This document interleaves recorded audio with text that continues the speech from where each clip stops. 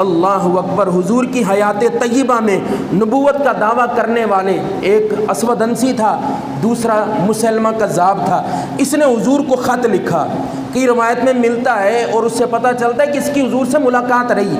اس نے حضور کو خط لکھا اور خط لکھ کے کہا کہ جی آپ جب تک حیات ہیں، ہم ایک معاہدہ کرتے ہیں، جب تک آپ حیات ہیں آپ نبوت کا کام کریں، جب آپ پردہ کر جائیں گے، فوت ہو جائیں گے، اس کے بعد میں کروں گا۔ ایک اور اس نے پیشکش حضور کو کی کہ آدھے عرب پر آپ کی نبوت ہوگی، آدھے عرب پر میری نبوت ہوگی۔ تو حضور نے جواب میں خط لکھا، اور جب جواب میں خط لکھا تو حضور نے خط لکھ کر صحابہ بیٹھے ہوئے ہیں، اب اس کو ذرا توجہ سے سنیے گا۔ صحابہ بیٹھے ہیں تو حضور نے فرمایا یہ خط کون دے کے جائے گا، مسلمہ کذاب کے پاس کون لے کے جائے گا؟ حضرت حبیب بن زید بڑے غریب تھے، چھاپڑی اٹھا کر نا کھجورے بیچا کرتے تھے۔ یہ ان کی صحت بھی بڑی کمزور تھی، 12 بچے تھے ان کے، تو بڑے کمزور تھے، صحت بھی زیادہ نہیں تھی، مالی حالت بھی ان کی ٹھیک نہیں تھی۔ تو حضور نے جب یہ فرمایا نا تو کھجور کھا رہے تھے، تو فوراً سے کھڑے ہوئے، یا رسول اللہ میں جاؤں گا، فوراً کھڑے ہوئے۔ منہ میں کھجوریں تھیں نا تو ذرے صحابہ کرام کے منہ پہ پڑے۔ صحابہ کرام کہنے لگے یار پہلے کھا تو لینا، تو آگے سے ہنس کے کہنے لگے یار میں کھاتا رہ گیا، ڈیوٹی تو کسی اور کی لگ جائے گی تھی۔ تو حضور علیہ الصلوۃ والسلام نے ایک گھوڑا دیا، حضور نے فرمایا یہ میرا شیر ہے۔ حضور نے گھوڑا دیا، ایک نیزہ دیا، جب حضور نے فرمایا جا کے مسلمہ کذاب کو دینا، اور حضور نے اس میں لکھا مسلمہ تو کذاب جھوٹا ہے، اور جو نبوت کا دعویٰ کرے اس کو یہ بھی لفظ نہیں کہنا چاہیے جھوٹا نبی ہے، یہ بھی نہیں کہنا چاہیے، نبی جھوٹا ہوتا ہی نہیں ہے، نبی ہوتا ہی سچا۔ ویسے ہی کہہ دینا یہ مرتد ہے، یہ کانا ہے، یہ جھوٹا ہے، لیکن نبی کا لفظ اس کے لیے استعمال، بلکہ یہاں تک فرمایا جو نبوت کا دعویٰ کرے اور سامنے والا اس سے دلیل طلب کرے کہ بھئی ہاں تو نبی ہے تو دلیل لا، کوئی معجزہ دکھا، فرمایا معجزہ طلب کرنے والا، دلیل طلب کرنے والا وہ بھی دار اسلام سے خارج ہو جاتا ہے۔ اتنے یہاں پہ سختی فرمائی ہے ختم نبوت پر، اللہ اکبر۔ تو حضور علیہ السلام کا یہ شعر، صحابہ فرماتے ہیں ہم نے دیکھا وہ کمزور تھے، صحیح چلا بھی نہیں جاتا، جب رسول اللہ نے نیزہ پکڑایا، گھوڑا پکڑایا تو رنگ ہی بدل گئے، اللہ اکبر، تیور بدل گئے، جوش آ گیا، توانائی پوری آ گئی۔ وہ حضور کے پاس ایک صحابی تھا نا، ننھا چھوٹی سی عمر، سرکار بڑا پیار کیا کرتے، حضور کے گھر میں آ جاتے تو حضور کے پاس رہتے، حضور کا کام کرتے، حضور کا سامان لے کر آتے، حضور جو بھی کام کہتے بھاگ بھاگ کے کرتے۔ صحابہ کرام نے عرض کیا یا رسول اللہ آپ بڑا پیار کرتے ہیں، حضور نے فرمایا میں ہی پیار نہیں کرتا ہوں، یہ بھی مجھ سے بڑا ہی پیار کرتا ہے، بڑا پیار کرتا ہے۔ حضور علیہ السلام صحابہ نے یا رسول اللہ آپ کو کیسے پتا؟ حضور نے فرمایا تمہیں چیک نہ کروا دوں اس کی محبت؟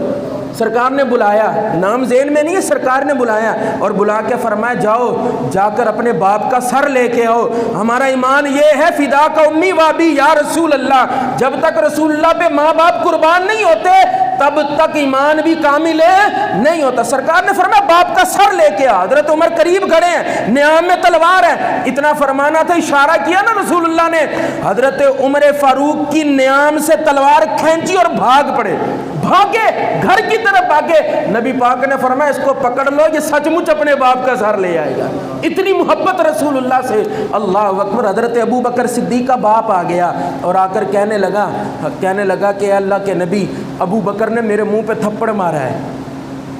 رسول اللہ نے فرمایا کہ ابو بکر کو بلاؤ۔ ہر کوئی جانتا تھا حضرت ابو بکر بڑی ٹھنڈی طبیعت کے، بڑے مزاج، ٹھنڈا مزاج، اور باپ کے منہ پہ تھپڑ مار دیا، یہ کیسا ہو سکتا ہے؟ حضور نے بلایا ابو بکر تھپڑ مارے ہیں، یہ حضرت ابو بکر خاموش ہے، پھر تھپڑ مارے ابو بکر پھر پوچھا، سب سر اٹھایا نا تو آپ کی داڑھی مبارک آنسو سے بھیگ گئی تھی، رو کر کہنے لگے لجپالا میرے باپ سے کہ تلوار لے اور میرے ٹکڑے ٹکڑے کر دے، ایک لفظ بھی نہیں بولوں گا، لیکن یا رسول اللہ جب باپ کے بارے بات کرے گا میں برداشت نہیں کر سکتا ہوں، آپ کے بارے بات میں برداشت نہیں کر سکتا ہوں، میرا باپ شکر کرے میں نے صرف تھپڑ مارا ہے، اگر میرے پاس اس وقت تلوار ہوتی جب یہ آپ کے بارے بات کر رہا تھا، یا رسول اللہ اگر تلوار ہوتی تو میں اس کا سر قلم کر دیتا، یہ وہ محبت تھی، وہ پیار تھا۔ تو وہ بات یاد آ گئی مجھے، بات کرتے کرتے پیر سید جماعت علی شاہ رحمۃ اللہ تعالیٰ علیہ آپ لکھتے ہیں کہ جب یہ پاکستان کی تحریک چلی نا تو یہ ہندو بڑے بڑے سٹیج لگاتے اور نبی عربی جانے جانا کی بارگاہ میں بے ادبی اور گستاخی گستاخیاں کرتے. اسی طرح ایک سٹیج لگا تھا, ایک ملنگ مسلمان ملنگ تھا, دوری ڈنڈا ہاتھ میں پکڑا ہوا, چلتا چلتا نا سٹیج کے پاس چلا گیا, کسی نے روکا نہیں, ملنگ بابا ہے. تو ایک ہندو رسول اللہ کی گستاخی کر رہا تھا, اس نے کیا کیا, اس کے ہاتھ میں ڈنڈا تھا, اس نے ڈنڈا مارا اس کے سر میں, ایک ہی مارا پوری توانائی سے, ایک ڈنڈا مارا تو موقع پہ مر گیا, اس کو پکڑا جیل میں ڈال دیا. پیر سید جماعت علی شاہ فرماتے میں اس کو ملنے کے لیے جیل میں گیا, وہ پیر سید جماعت علی شاہ جس کی ہندوستان کی گلی گلی میں مرید بستا تھا, خود جیل میں ملنے گئے اور جا کر کہنے لگے کہ تو ہم سے آگے گزر گیا, رنگ لے آیا تو, لیکن یہ ہے کیسے, تو نماز بھی نہیں پڑھتا, تیرے تو باقی معاملات بھی نہیں ہیں. تو رو کر کہنے لگا حضرت جی میں نماز نہیں پڑھتا, میں گناہ گار ہوں, میں نماز. پیر سید جماعت علی شاہ فرماتے میں اس کے جملے سنے پیروں تلے زمین سرک گئی. وہ کہنے لگا حضرت جی نماز نہیں پڑھتا, گناہ گار ہوں, میں روزے نہیں رکھتا, باقی عبادت نہیں کرتا, گناہ گار ہوں, پر اپنے نبی کا غدار نہیں ہوں, میں اپنے نبی سے محبت سچی کرتا ہوں. اللہ اکبر. تو حضور علیہ السلام نے حضرت حبیب بن زید کو فرمایا آپ گھوڑا لے کر نکلے, جب اس کے دربار میں پہنچے نا, جا کے نیزہ گاڑا, سینہ تان کے کھڑے ہوئے. مسلمہ قذاب نے پوچھا کون ہے تو؟ کہنے لگے تجھے نہیں پتا, تجھے میرے حلیے سے پتہ نہیں چل رہا کہ میں محمد عربی کا غلام آیا ہوں, مصطفیٰ کا غلام آیا ہے. اللہ کہتے کہاں سے آیا, کہ تیرے خط کا جواب لے کے آیا ہوں, رسول اللہ نے بھیجا. وہ بادشاہوں کا, بڑے لوگوں کا ایک مزاج ہوتا تھا, خود نہیں تھے پڑھتے, دربار میں کسی کو کہتے خط پڑھو, انہیں خط پڑھنا شروع کیا تو اس میں لکھا تھا تو کذاب ہے, جھوٹا ہے. اب سب کے سامنے جب سب نے سن لیا تو آگ بگولا ہو گیا, اب کر کچھ نہیں تھا سکتا. کہ رسول اللہ نے فرمایا مسلمہ کذاب کو تو جھوٹا ہے, نبوت کا دعویٰ کیا. بڑے غصے سے اٹھا, تلوار نکالی, تلوار نکال کر آیا, حضرت حبیب بن زید کے پاس آیا اور آ کر کہنے لگا اچھا, بڑے غصے میں, اور آ کر کہنے لگا بتا تیرے نبی نے مجھے جھوٹا کہا ہے, اب یہاں پہ محبت کا امتحان دیکھیں, تیرا کیا خیال ہے اس بارے. حضرت حبیب بن زید کہنے لگے تو عجیب بندہ ہے, جب نبی پاک نے تجھے جھوٹا کہا تو ہم بھی تجھے جھوٹا ہی کہیں گے, بلکہ میں نہیں جھوٹا, نبی پاک کا ایک ایک غلام تمہیں جھوٹا کہے گا. وہ کہنے لگا سوچ لے, پیچھے دیکھنا مڑ کے, مسلمہ قذاب ہے نا, ذرا پیچھے مڑ کے دیکھ, میرے سپاہی جو سینکڑوں کی تعداد میں, جن کے پاس نیزے بھی ہیں, تلواریں بھی ہیں, جن کے پاس خنجر بھی ہیں, تیر بھی ہیں, پیچھے مڑ کے دیکھ. اللہ اکبر. حضرت حبیب بن زید نے پوری توانائی سے ایمان کی کیفیت دیکھیں, غلامان محمد جان دینے سے نہیں ڈرتے, یہ سر کٹ جائے یا رہ جائے پرواہ نہیں کرتے. اللہ اکبر. آپ نے پوری توانائی سے جملے کہے سنے. آپ نے فرمایا میرے 12 بچے ہیں, ان میں سے کچھ چلتے پھرتے ہیں, کچھ چلنا سیکھ رہے ہیں, کچھ ان میں سے دودھ پیتے ہیں. حضرت حبیب بن زید نے فرمایا جب رسول اللہ کا حکم ہوا نا تو میں نے مڑ کے پیچھے اپنے 12 بچے نہیں دیکھے, تیرے سپاہی میں کیوں دیکھوں گا, میں نے ان کو نہیں دیکھا, تیرے سپاہی. یہ روک لیتے ہیں, اولاد روک لیتی ہے, پیر بند جاتے ہیں, ہاتھ بندھے جاتے ہیں, لیکن ایمان کی حلاوت دیکھیے. اللہ اکبر. اس نے کیا کیا, تلوار ماری.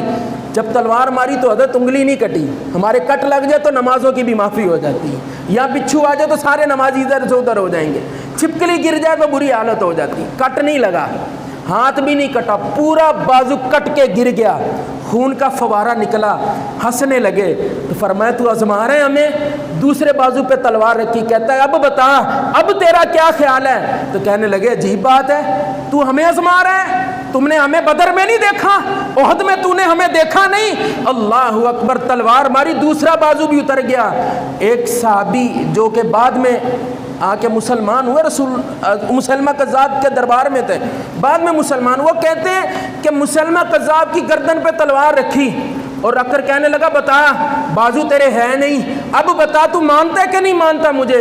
تو پھر ہنسے, ہنس کر کہنے لگے لگتا تجھے سمجھ ایک دفعہ نہیں آتی, تو ہمیں ڈراتا ہے. ہم تو صبح اٹھ کے نماز پڑھنے کے بعد سب سے پہلے جو دعا کرتے ہیں اللہ سے, یہ دعا کرتے ہیں یا اللہ ہمیں شہادت کی موت عطا فرما. رات کو بستر پر لیٹتے ڈرتے ہیں کہیں بستر پر موت نہ آ جائے, موت آئے تو میدان جنگ میں آئے. اللہ اکبر. حضرت حبیب بن زید کہتے ہیں ادھر تو میرے سر پہ, میری گردن پہ تلوار رکھے, تو کاٹتا کیوں نہیں ہے. وہ صحابی کہتے ہیں کہ میں نے دیکھا مسلمہ قذاب کے ہاتھ کانپ رہے, یہ ختم نبوت کا پہرے دار ہے, یہ کھڑا ہے, ہاتھ کانپ رہے مسلمہ قذاب کے. اس نے تلوار ماری نا تو جسم سے سر الگ ہو گیا. رسول اللہ مدینے میں ہے تو رو رہے ہیں, آنکھوں سے آنسو ہیں.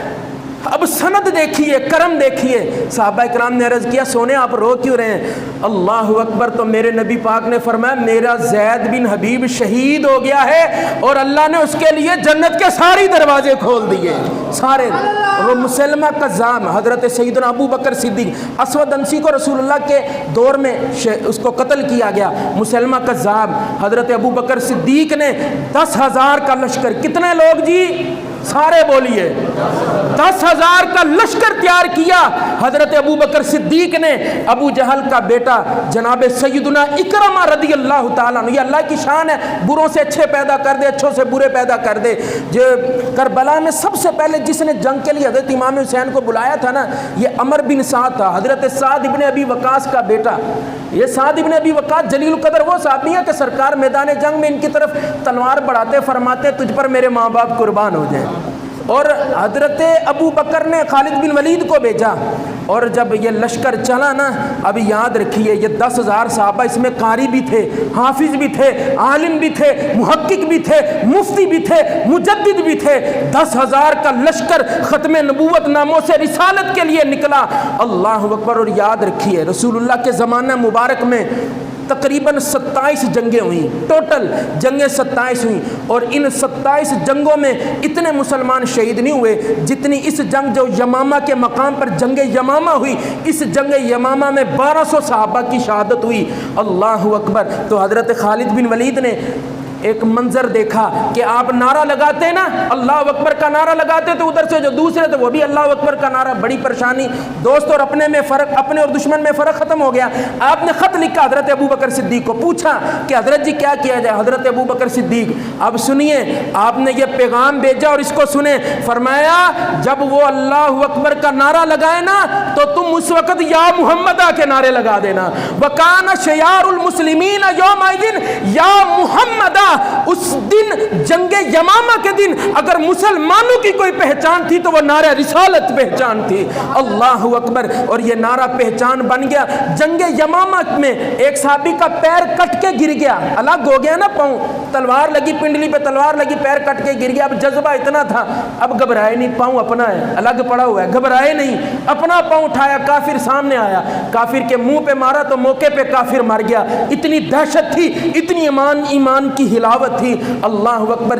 جس نے وحشی نے، جناب وحشی جنہوں نے حضرت امیر حمزہ کو شہید کیا تھا، وہ بعد میں کلمہ پڑھا اور دعائیں کرتے تھے کہ یا اللہ میں نے مصطفیٰ کے پیارے غلام کو شہید کیا، اب اسی طرح جو بڑا دشمن ہوگا میرے ہاتھوں وہ قتل کروا تاکہ میں وہ کفارہ ادا کر سکوں. وہ جناب وحشی کہتے ہیں میں جنگ یمامہ کے میدان میں پہنچا، سامنے سے مسلمہ کذاب کو دیکھا، میں نے اس کو تیر مارا، وہ نیچے گرا، میں نے اس کی گردن پہ پاؤں رکھا، پاؤں رکھ کے فرمایا اوے تو ہمارے نبی کا مقابلہ کرنے آیا ہے؟ ہمارا نبی تو وہ ہے جو دعا کرے تو اللہ بدر میں 5,000 فرشتوں کی مدد نازل فرما دیتا ہے. ہمارے نبی کے مقابلے تو نہیں آ سکتا. کہتے میں نے اس کو قتل کیا اور میرے دل کو یہ تسلی ہوئی. اور نبی کریم صلی اللہ علیہ وسلم کی یہ جو حیات طیبہ ہے، حضور کے بعد کا دور، اور ہمارا عقیدہ یہ ہے کہ حضور کے بعد کوئی نبی نہیں ہوگا. کوئی چاہے جس طرح بھی کہے، اب کئی اس کے ماننے والے ہیں، مرزا احمد کے قادیانی کے کئی ماننے والوں کہتے ہیں ہم نبی نہیں مانتے،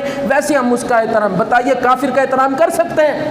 کوئی بھی ہے جو جس نے نبوت کا کسی طریقے سے بھی دعویٰ کیا وہ جھوٹا ہے. اور کچا رنگ للیاری والا چڑھدا لیندہ رہندا، عشق تیرے دا رنگ محمد چڑھیا نہیں لیندہ. اللہ سبحانہ و تعالی ہم